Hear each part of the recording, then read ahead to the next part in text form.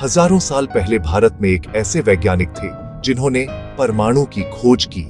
क्या ये प्राचीन ज्ञान आज के एटम बम से जुड़ा था? सेक्शन 1, प्राचीन अणु, अनदेखी शक्ति का एक सवाल।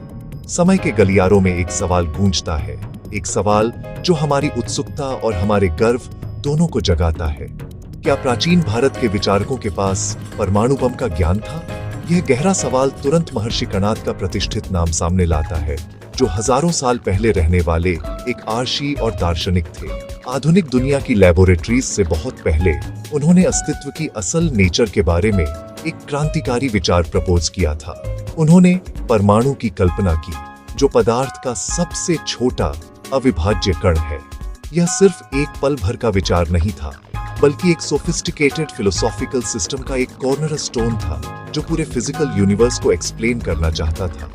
ये एक ऐसा फंडामेंटल कॉन्सेप्ट है, इतना पावरफुल कि यह हमें आश्चर्य और सम्मान के साथ पीछे देखने पर मजबूर करता है। महर्षि कणाद नाम अपने आप में बहुत सिंबॉलिक है। माना जाता है कि यह कण से लिया गया है, जिसका मतलब सबसे छोटा पार्टिकल है। वह मन के साइंटिस्ट थे, मिस्टिसिज्म में डूबे एक युग में रैशनल थॉट के पायनियर थे। उनका कंट्रीब्यूशन सिर्फ एक आइडिया नहीं था, बल्कि रियलिटी को समझने के लिए एक पूरा फ्रेमवर्क था। उन्होंने दुनिया को इस कॉन्सेप्ट से इंट्रोड्यूस कराया कि जो कुछ भी हम देखते, छूते और एक्सपीरियंस करते हैं, यह उन छोटे एटर्नल एंटिटीज से बना है। यह ह्यूमन कॉन्शियसनेस में एक मॉन्यूमेंटल लीप था। दुनिया की कॉम्प्लेक्सिटी को उसके सबसे बेसिक बिल्डिंग ब्लॉक्स में डिकंस्ट्रक्ट करने का एक अटेम्प्ट था। मैटर के दिल में यह जर्नी एक एक्सपेरिमेंट से नहीं, बल्कि एक पावरफुल थॉट से शुरू हुई। परमाणु का यह फाउंडेशनल कॉन्सेप्ट फैसिनेटिंग है, क्योंकि यह यूनिवर्स का एक विजन प्रेजेंट करता है जो ऑर्डर्ड और डायनामिक दोनों है। कणाद ने प्रपोज किया कि ये अल्टीमेट पार्टिकल्स स्टैटिक नहीं थे, बल्कि मोशन की कांस्टेंट स्टेट में थे, जो कंबाइन और सेपरेट होते थे।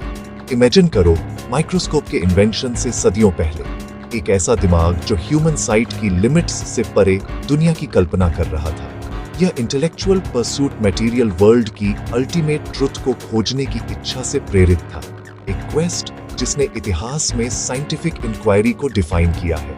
इस प्राचीन थ्योरी की सिग्निफिकेंस को कम नहीं आंका जा सकता, क्योंकि इसने भारत में मटेरियलिज्म के लिए एक फिलोसॉफिकल ग्राउंडवर्क तैयार किया। इसने सजेस्ट किया कि यूनिवर्स को लॉजिक और ऑब्जर्वेशन के थ्रू इसके कॉन्स्टिट्यूएंट पार्ट्स का एनालिसिस करके समझा जा सकता है। यह प्योरली मिस्टिकल एक्सप्लेनेशन से एक डिपार्चर था। Scientific temperament